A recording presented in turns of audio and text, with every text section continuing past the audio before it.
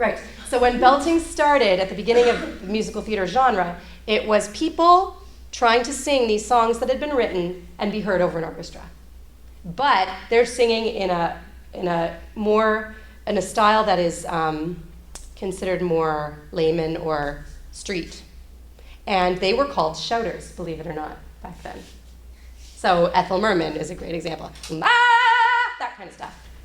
And they had to learn to be heard over the orchestra. And it didn't quite work. It did for a while. But then they started to realize these voices weren't lasting, they were hurting themselves. And the singers didn't have very long careers. And that happens with opera singers too, but that's a different topic. Mm. So it started with the shouters and has developed into contemporary musical theater singing now, which is a totally unique thing. And it's very new, and people are still learning a lot about it right now. We're still researching what's happening in the neck and in the larynx when musical theater and pop styles are happening now. Any contemporary, CCM is the term I like to use. It's contemporary commercial music. That's really any modern, poppy, rocky, gospel musical theater styles. CCM, that's what I'll call it. So in CCM styles nowadays, we've learned how to mix our voices with a different balance than the classical singers. So if you've ever heard somebody who can belt really, really, really high, but they don't sound like they're shouting, they just sound like they have a different sound than a classical sound. They don't sound like opera singers, but they're singing high, and they've got a big kind of twangy, kind of bright sound. That's sort of the CCM style that's popular today. And that's created in a healthy way, as far as we can tell. That's created in a healthy way, and all it is a couple factors. First, the registration is the same blend, but the balance is different.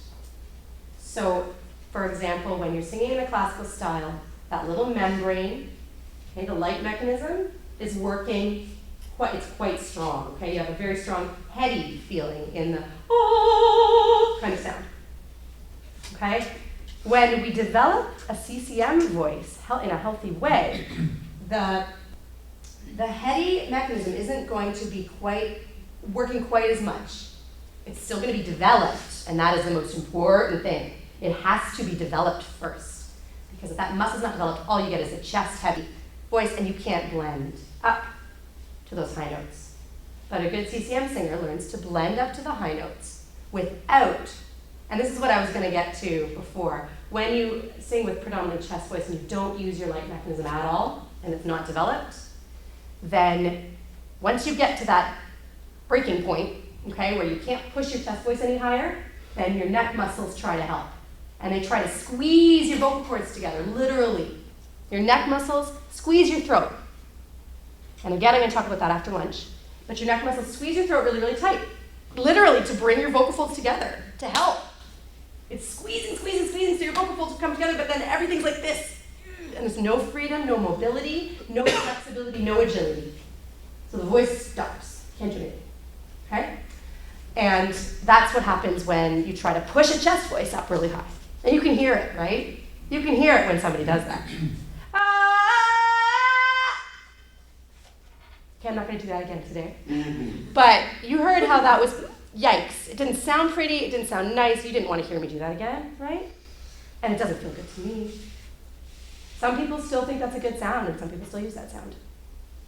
And if people want to, if it's marketable, then maybe there's a reason they're doing it, and maybe there's a validity to that. But if you want to learn to sing in a healthy way, with longevity for a long time, then you just learn to blend your registers in a different way. And there are many people who have figured out how to do that, how to teach that.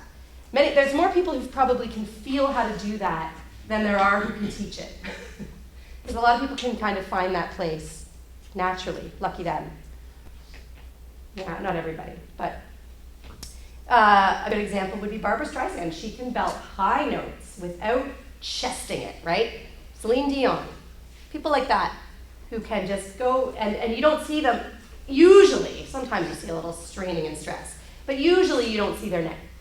veins popping out. And that's usually a good sign that there's squeezing happening there.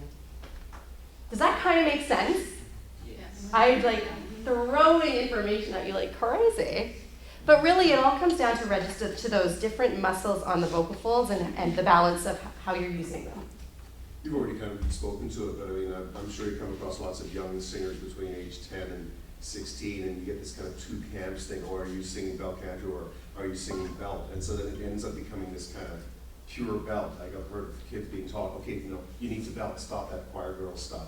And it becomes all chest voice. Yeah. And they end up doing some damage in the process. They I'm sure definitely you've do. seen that. It's concerning. Yeah. It's very concerning. And part of the concern is that in society today we have so much CCM, okay? Almost everything you guys listen to most likely is CCM. Rock music, pop music, stuff on the radio, musical theater. So those things, we try to imitate that. And when we don't imitate it properly, it ends up becoming predominant chest. And some people, like I said, a select few, figure out in their mind's eye, in their imagination, how to find that belt mix, and they can do it. But very few do that on their own. So it's really, really concerning. And I'm not going to say what my pedagogy is, because we're going to keep this really objective. But you're right, many people do damage with that. And that's an important thing to remember. Yeah. Any other questions? Pardon? Train both muscles. You train both muscles. The best way to, and this is what we know, is that the best way to have a healthy functioning voice is to train your muscles the same way you want to be a healthy runner.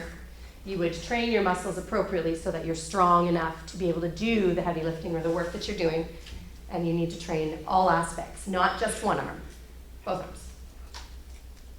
Okay. All right. Any other questions about registration or pitch or the system here? Is bel canto a bit better for your voice than like musical theater? Not necessarily, only because it depends how you do it. Later on after lunch, I'm going to be talking about voice disorders and vocal hygiene, because I'm only talking about the larynx level right now, and that's only one part. And actually, that's what I was just going to mention before break. So you brought me right into the next thing I was going to talk about, is that singing and speaking are very, very much have many, many elements to them. I just described to you one level, the source. The source of the sound is our larynx.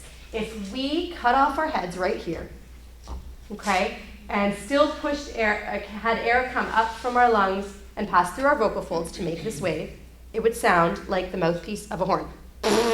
That's the sound it makes at this level. That's what makes a beautiful singing sound, ultimately. But this isn't all it takes, okay? It takes that air, right, which we're going to talk about later. It takes the air, so the air comes into your lungs, it passes up through your vocal folds, they make the wave, they go, but then what happens? Well, they pass through your vocal tract. And that's the term singers use, but all that is whatever's up here. Okay? The vocal tract is whatever above the source. Motor, breathing, is the motor. That's what drives us. That's what keeps everything. That's the start of it all. Okay? Source. And then we have our space. We have our pharynx. We have our vocal tract. And I'm not going to use those words anymore because they're not important. But we've got your throat. Okay? And that's where the sound bounces around. And that's really, really important. And what we do with our muscles in those spaces, our tongue, our jaw, our whole face, our neck muscles surrounding our larynx. Did I say tongue? Can I say tongue again? Yeah, very, very important. What those muscles end up doing determines really so much of our sound. Ooh, pictures. That's terrible. No, that's good. That's really good. So can I see the neck? Hey, it's better than I can do. I'm better with plasticine. Okay, we'll let her work on that. So what was I talking about? Yes, so space. So what you do with those muscles determines the change of the space. You know that people spend centuries building cathedrals to make the right acoustics. Well, your space inside your body is your acoustic, and every body is different. Every tongue shape is different. Every jaw is different. Every size of the vocal folds is different. Everything is different in every single person. And that is what makes the voice so unique. as an instrument and so wonderfully expressive.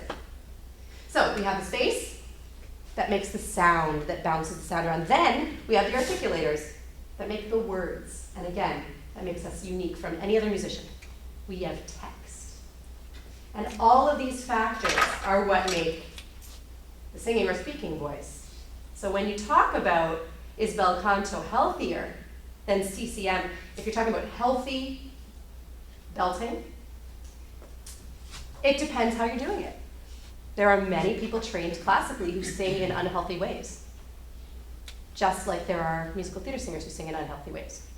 All the time.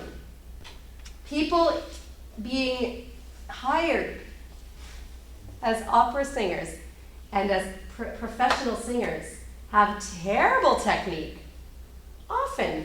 And by terrible technique, let me rephrase that. Terrible technique sounds like a voice teacher talking. Have problems with their muscle function that affects their singing. So it's not always healthier too. But that being said, I would never work with a belter or teach belting or teach CCM balance of the registration until they have a strong balance, a strong muscles of everything. So I would develop, we know that developing the head voice register first makes it more healthy to develop than the CCM technique or the CCM balance of registers. Yeah, very good questions, you guys. My goodness. Excellent. Okay, we're going to take, okay, so trachea, vocal folds. There's the cartilage there. That's the tongue. That's the tongue. Do you see how huge the tongue is? And do you see how far the tongue goes down? It connects to your larynx. So if your tongue is tight and pulled back, guess what your larynx is doing? Yeah. So if you stuck your tongue out, would that help? Yes. Really? Yes. If everybody reach your tongue out. Okay, you've just released your tongue from the top of your larynx. And if you try to sing all of your repertoire with your tongue hanging out, you might find that if your tongue wants to pull back, there's a little bit of muscle tension happening there. So if you can sing a whole line of an ah with your tongue hanging out, that's a really good sign. And if you can't, practice more doing it. And there's, again, a lot of factors. You've got to consider the motor. You've got to consider what's happening at the source. You've got to consider what's happening in the articulators here, and the tongue is an articulator. Yeah. We're going to take a break, and feel free to go to the bathroom if you need to, grab some water, and grab your yoga mat. If you don't have one, we have some extras, so you can come up and grab one. And then we're going to try to find a spot on the floor, and Angie's going to give us a little bit of yoga for singers. That is gorgeous. Look, there's food going down the esophagus, and there's a spine. It's a milkshake. Nice. It's a milkshake and a hamburger. Lovely. All right, so let's meet on the floor on your mat in 5 minutes. Come over Drop here. off your Mythbusters.